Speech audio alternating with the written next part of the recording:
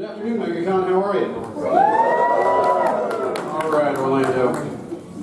Fans of Luke Cage out there? How many of you, like me, have already watched the trailer for Evil coming this fall on CBS, starring our friend here? Okay, you all have homework. Those of you who haven't, raised your hands. Really cool-looking show. How many of you, first Megacon you've ever gone to? Okay. How many of you have been here many, many years? Yeah. Cool, even split. How many of you gotten to see Mike at a show? Nobody? Okay, 2 or 3 of you. All right, you're in for a treat. He's a lot of fun. Now, let me get the temperature of what level of energy you have to summon this guy on the stage. Do you think we're ready to get Luke Cage out here? Without further ado, ladies and gentlemen, Mr. Mike Colter.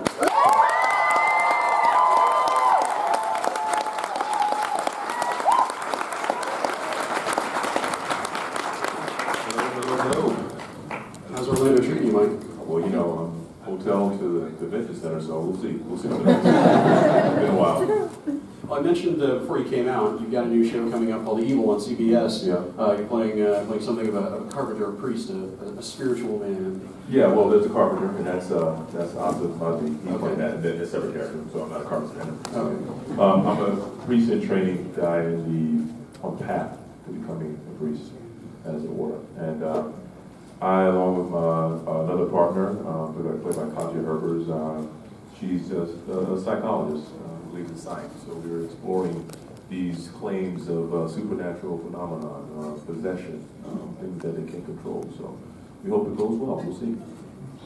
So say your DVRs now. You know, I gotta jump to Luke Cage. A lot of Luke Cage fans in the room, yes? One of my favorite adventures growing up. It was wonderful to see him brought to the screen in such a thrilling, vibrant vision as you have given him to us. What was it like giving us a peek at Luke Cage in the Jessica Jones series? You know, were you just champing at the bit and wanting to get your show going, or was there a lot for you to chew on? You know, I was sort of, you know, it was a prep for my first season, introducing Luke Cage to Jessica Jones show. It made sense because we followed the Alias comic books, and that was sort of where we took it from. And yeah, it was a great launching pad for him, sort of introducing us to a different demographic, because I like to think that Jessica Jones fans, they're diverse, but it's a woman-driven show, so a lot of women tuned in, and then we hope to take those eyeballs to show sort of a male-driven show, even though we had a lot of females featured in Luke Cage as well. So I think it was a good decision. Were you a fan of the character growing up? Had you been reading the comics? You know, I didn't know anything about him because ultimately I lived in a small town, rural town that didn't have a comic book store. So there was no way for me to access comic books. So I got what my cousins would bring.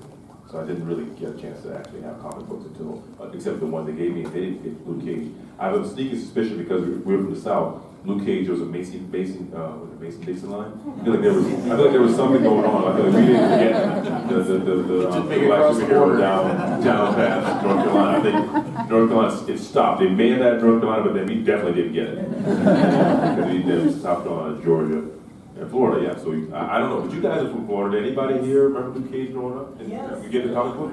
But you guys are from a bigger city. You're from a city. Power Man. Yeah, you're from a city though. I was from a small town dirt road. I mean, one traffic light. So this is the city here. So I'm assuming you're from a city, yeah? No, I was raised in the States. Okay, well I got no excuse then.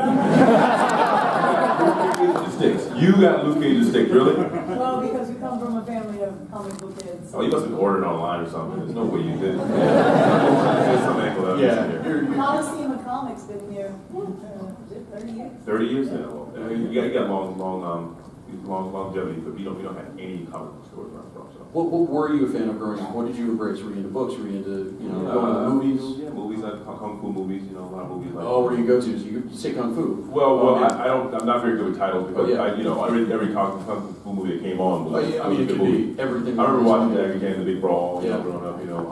There was all these theater, like the Chinese theater on Sundays, stuff like that. They would have these special, like the 4 or 5 brothers or whatever. They'd have like different types of attributes. One of them had like hair was like wire or could cut you, and then they one had like a unchopped. You couldn't cut his throat or something like that. There was these, and then one would have like a fist of stone. They would have these kung fu movies, and It was like David, was it David Carradine? Was the Kung Master? Yeah, I mean, there was a lot of different sort of things to watch, but I absorbed it all. So I was kind of into Kung Fu because I felt like it was cool, you know, Bruce Lee. You know, I got to meet his daughter a few months ago at a press junket for radio, and I bumped into her. It was great, yeah. So that was my main thing. So you didn't have the opportunity to grow up on Luke Cage, but when Luke Cage came into your life, when you got this part, did you start to go deep on the back catalog? Did you focus on some of the more recent stuff? How did you prep? Yeah, I focused on some of the more recent stuff because that was going to be more useful. And ultimately, we were going to take a lot of liberties, so I didn't want to worry too much about the blaxploitation version that we were going to kind of leave behind because it wasn't going to be useful for moving forward. Cheo and Dari Coker is he's sort of a wealth of knowledge when it comes to these kind of things. He's a sort of a, you know, he's a black nerd. He's a blurred, as they call him. And that's something that we relied on heavily. His musical, you know, canon of knowledge of music. So we used him a lot, and he wrote, you know, most of the show. So.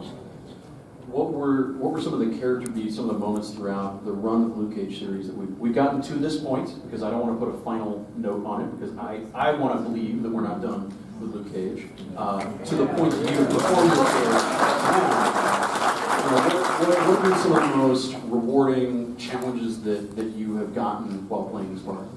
Rewarding challenges, you know. There's challenges and there's rewards. I'm not sure if the challenges were rewarding, but I definitely had both. Trying to find one that kind of combines the two. I think, you know, some of the fight sequences were pretty difficult. They weren't martial arts, but there were a lot of combinations, a lot of things. You know, like you know, obviously the battle in the projects in the first season, maybe third episode. The housing projects they went in and, you know, kind of use a car door and you know, beat up all the guys through the couch through the window. That was kind of like one sequence, and then there's another sequence. Obviously, we had a very big sequence. I think, well, the season 2 had a big sequence with an Iron Fist that we fought a lot of guys, and you know, me and Bushmaster teamed up and we fought a lot of guys in this factory. Some of these larger fight sequences, they were triumphs because we had such a short amount of time to actually learn the choreography and to get the fights going. So anytime we did it and it was successful, no one really got injured. We were thankful because doing stunts, there's a difference between injury and being hurt. You know, being hurt is expected, but being injured is sucks because that usually means you have to go to the hospital or do something and take some time off. And stunt guys, you know, they expect you injured, and that's how it is. And, you know, I felt like we were putting in a lot of work, but I definitely felt it in my body. When it comes to actual scene work that you have to do, where you're not punching and kicking and getting thrown in the walls and everything, did you have any scene partners that you particularly enjoyed working with, whether they were guest stars who popped in for a little bit, or people that were on the series, you know, for long term? Anybody that you really enjoyed working opposite? Yeah, I enjoyed working with a lot of people. The two people that probably come to mind, because I mean, I enjoyed working with Alfred, obviously, Alfred Woodard and Frankie Bazan and you know, Simone and even Mustafa, you know, I mean Jessica or Kristen. What, you know, and I think about, I guess, people that, you know, people don't talk about much. Reggie Cathy, who passed away, you know, playing father in season 2. It was a joy to work with him, and Ron Cephas Jones, who played Bobby Fischer in Barbershop. I was like, you know, our scene with Bobby Fischer. Bobby Fischer's a very sort of stabilizing character that was like a consigliere, as they say in Italian phrase, somebody you can, you know, counsel with, and he would be in the barbershop and kind of bounce ideas off of, you know, smart guy. Reggie Cathy, I could talk about that guy for an hour and a half. Yeah. I mean, he's one of these character actors who would pop up in all kinds of stuff. You know, what was his personality like? What was he, just, you know, your workman actor who was there to work and get stuff done? You know, was he something of a mentor to you? You know, we connected very well. It was one of those things where it was unfortunate that he was ill during a lot of the shooting. You know, we found out he was, you know, stricken with cancer probably 3 or 4 episodes in or something like that. So it was tough, you know, watching him have to deal with that, come to work. But he was such a journeyman, such a trooper. You know, he came in, and I got to tell you, he taught me a lot. It's like, man, sucking it up. Talk about sucking it up. He really did. He walked in, he did what he had to do, and he didn't complain. And he just went back and he started getting treatment. He tried to, you know, work around and make sure he could get as much rest as possible. But, you know, consummate professional, and somebody I'm still missed today. You know, great voice. You know, really good voice. Very particular, very special. any opportunity that I have to help, give people fun homework to do, just look this guy up on IMDb, seek out some of the work that he did. I mean, if you saw the recent Fantastic Four movie, he played Dr. Storm, my favorite film, Dr. Storm, reading those Fantastic Four comics growing up. Let's get a round of applause for Reggie Cathy.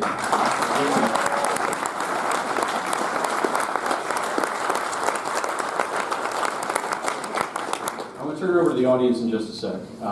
You said on the record, if the opportunity were there, if various studio relationships and contracts and holding periods and all that kind of stuff, if all the crazy stuff that results in the miracle of stuff getting made, if all things being equal, you would happily return to the role in a heartbeat, yeah? Yeah. I'm definitely open to coming back to the role. What challenges, what things are you looking for in your career? What is it that excites you about a role that crosses your desk?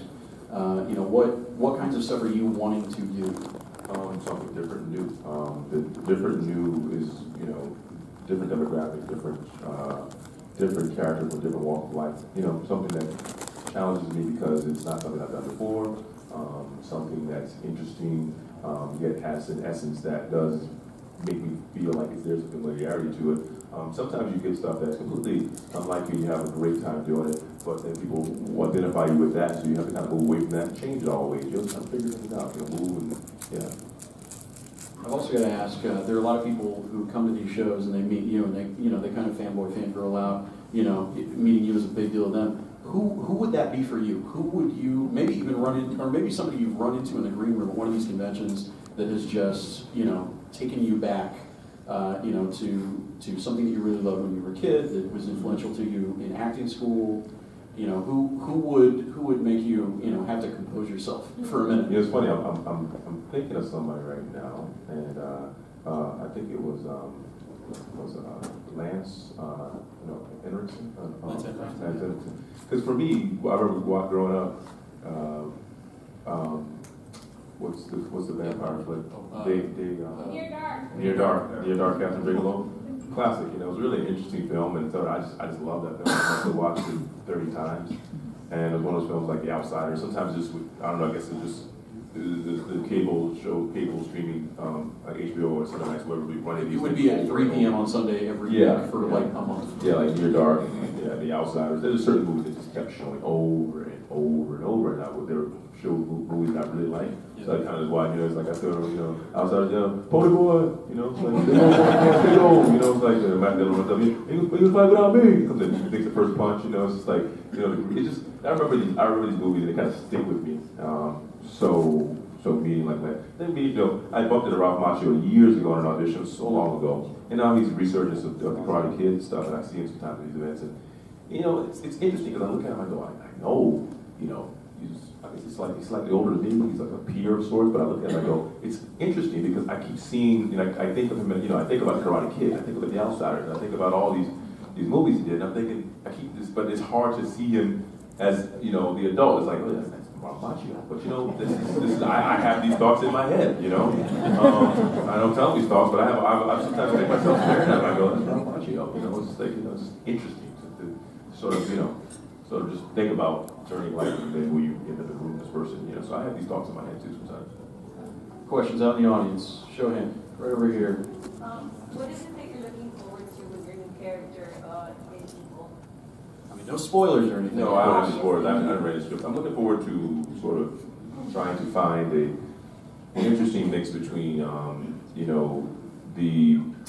I guess, a character that is believing that he has a certain kind of idea of what it is that he does, like, because everybody has, you have this, his belief is he's a religious background, this is what he's journeying, so I want to sort of find a balance between that and also adventure, want to make sure that, that each episode that feels like an adventure of some sort, adventure that may end up in death, but, nonetheless, some sort of curiosity that, a sense of discovery that we sort of find together. So I'm hoping that that's what's going to happen. Awesome.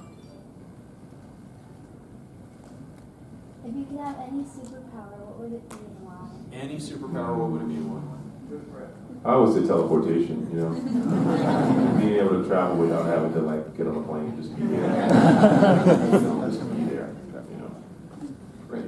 So throughout Netflix, you obviously transitioned from doing your own show to doing the show team-based for being the Defenders. So how different was it kind of filming those scenes where it was kind of sharing the screen with all these top-notch superheroes, especially after Charlie Cox's Daredevil and all of the amazing shows kind of brought all of you together? How different was it filming? Oh, we loved it. We loved having some time to sort of like share the spotlight because, you know, we were carrying our own shows and shows were pretty grueling, the schedules. So having all of us in the same show meant that there was going to be some times where other people could carry the show. Like, you know, there's scenes you're not in, you're going to go do your thing. And I can just take a break. Yeah. And so that happened for like 3 episodes, and then we're back to being everybody being in the show at the same time. So it was nice. It was just nice. It was like, oh, you know, we all need a little like, you know, moment of like, ooh, take a break. You carry this scene, or you go do this, and maybe it literally was only a few days here and there, but it made a big difference when it came to, you know, scheduling because we work long hours. Super happy. When you came to find the choreographing in the Defenders, like how much hard work and training went into choreographing those fights? Because obviously you and Jessica, you're more the powerhouse brawlers. You and Daredevil and Fist, you're the martial arts experts. So how much training went into that so somebody didn't accidentally round out kicks the big face? Oh, well, look, I mean, Daredevil had a great double.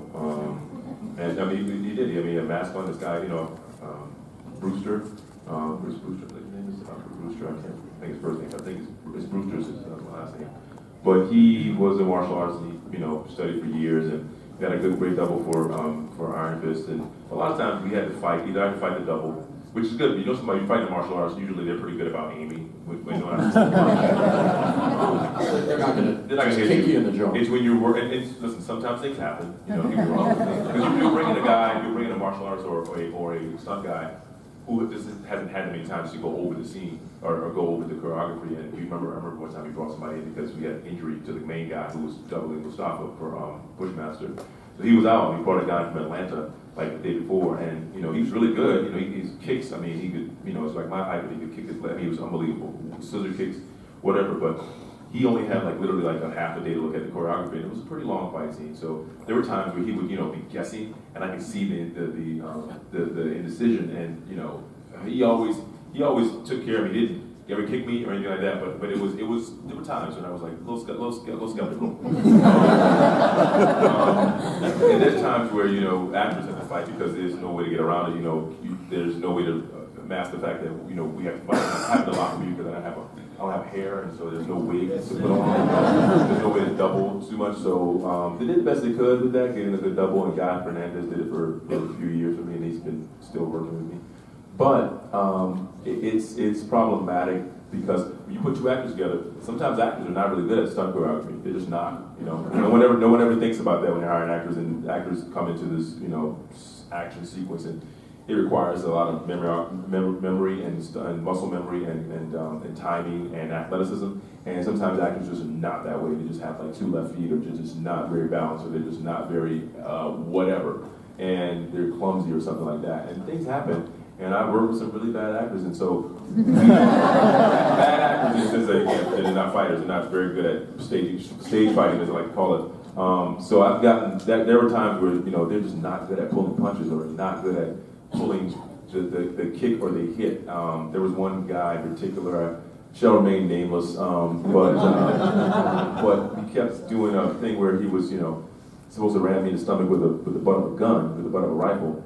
And I gotta tell you, the target areas between the pecs and between the waistline, pretty good size area to key on. And every time we get into action, he just would, I don't know, he just get adrenaline start going, or they just couldn't. I don't know what was going on, but he keep missing. He was hitting groin a lot.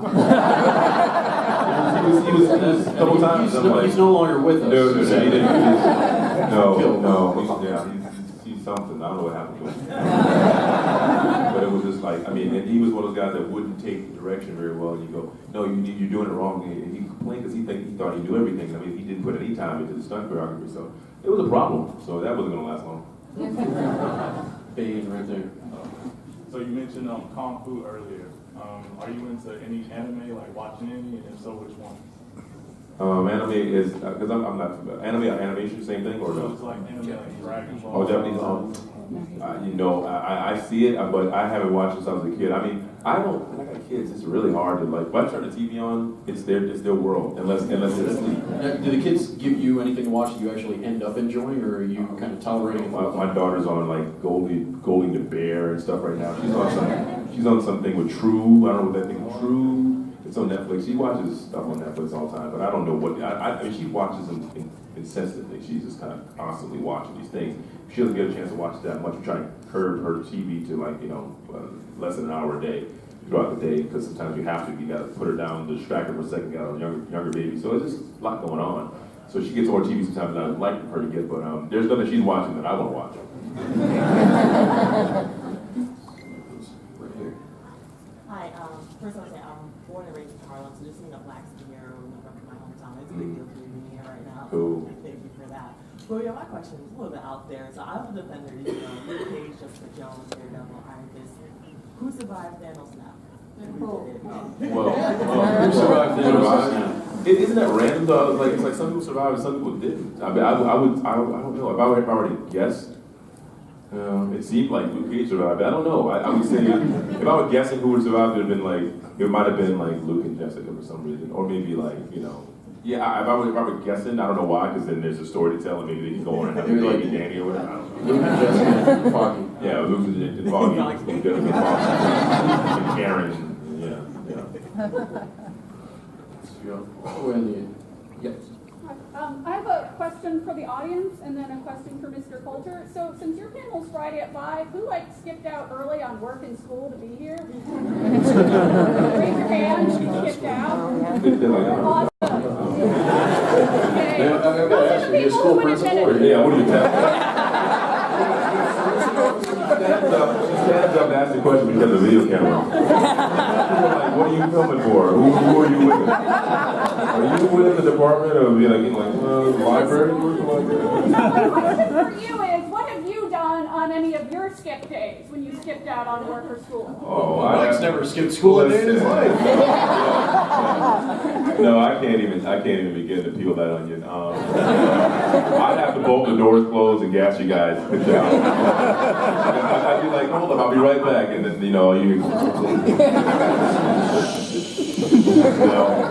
people pushing the doors trying to get out, but everybody's getting trampled by the people behind it. I'm sorry, everybody's gonna have to go if I tell you the story. Right here in the middle. I'm a big fan of the musicians that appeared on Luke Cage, and I was wondering if you got to see any of the filming those artists or interact with any of the musicians that appeared on Luke Cage. Yeah, a lot actually. The one I really regret missing that I had an opportunity to see that I just didn't know, because the person who told me about it didn't tell me exactly who it was. They didn't even. I was focused on something else because there was something going on that was taking a lot of my attention, and I was very frustrated with this because of the timing and we had a long night ahead of us, and it was like we were behind, and we were going to be shooting until dawn, until the sun came up, and I had to take a flight the next morning, and so I was just trying to figure out my schedule, trying to figure out, and I got called and said, it was like, probably like 6 o'clock, and I didn't need to be there until probably like 10 or 11, but I had to come for something else, so I was having a whole nother thing going on, so I wasn't really paying attention when this producer said, hey, they're also filming, right now they're going to be filming this musical act in the Arlen Paradise stage. And I said, oh, okay, cool. And she was like, yeah, the band's over there, the band. She just kept saying the band. The band, okay, the band. Okay, the band's playing the band. The band. That's all she said, the band. Like, oh, the band, okay, great, the band. The band. Okay, that's how she describes it to me, I kid you not. And I didn't inquire, anymore, I didn't say anymore. Next day, I'm like, Gary Clark Jr. was playing, and you called it the band? You called it say Gary Clark Jr. is. I didn't know who was performing. I didn't see. Gary, come on. I was speechless. I did go see him at Radio City, Madison Square Garden. He was preceding Eric Clapton. I hate to say opening because it's like, a lot of people came to see him too. And Eric Clapton was great. It's one of those things where Eric Clapton's a legend. But if you've seen him, you probably, you want to see him again. But if there's someone like Gary Clark Jr. performing as well, it's an added plus. So I went to see Gary Clark, but I love Eric Clapton too. But I missed the Gary Clark, so I was kind of like I needed to go. So it was great. You call it. Who you want? Give me the way in the back there, the white, black top hat. Yeah, there you go, the eyeball. There you go. Speak up. I was wondering, since there's so many Easter eggs throughout all the Marvel shows or anything, do they ever tell you guys, like, that, hey, there's something in this scene behind you? Or do you have to find out with everybody else? Oh, you know what? No, they've never said that. They've never said, that's like set dressers. No one's ever said anything about, like, the only thing I can think of is like sometimes I just think about things, dialogue, things we say, and like I remember season 2, we say things like, I said something like I said, where's my money, honey? And nobody ever, I don't think anybody really caught that much because it was like one of those lines, like a pimp line from back, Black exploitation. It's no homage, it's going throwback to Cage in the 70s. I mean, you knew what Sweet Christmas was. Oh, yeah. But where's my money, honey is so like, like, where's my money, honey? I mean, who says that? But I said it, I said it to Obama. And I said it in a way I was hoping nobody would notice that's what I said. And people probably went like, what? Did he say where's my money? I threw that away.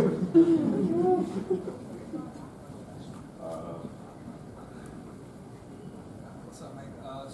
Question for you. When you were filming the Defenders, after you guys got done filming the last set, did you and the whole cast go out and celebrate? If so, how? You know what, man, by the time we finished, there was never a night where all of us finished at a reasonable time. It was, we finished like at, wee hours in the morning usually, so. And drinking wise, let me see, there are 2 of the Defenders who don't drink at all, so there's no drinking there for them. And then, so that's no fun, can't take them over drinks. Yeah, so. Yeah, no worries. Alright, so at the end of season 2, where Luke Cage takes over Harlem Paradise, what's going to happen? Like, is there going to be season 3? What do you mean? You gotta just throw salt in the wound. It happens sometimes. People live in a bubble. Sometimes it happens. Did you just binge the second season? Is that what happened? Did you just binge, sir? Yeah, we're past it now, man. I don't know. Right now, we're waiting to see if it gets resuscitated, but there's no guarantees. Yeah, there's no plan for season 3. Well, maybe in the realm of imagination, what do you think Luke would do with that now that he's taken it? He would just, rip shit up, Tear shit up. Yo. Speaking of ripping shit up. Okay. On the subject. Being that you were filming Luke Cage all day, was it hard not to bring Luke Cage home? Oh no. Did you get requests to bring Luke Cage home? No.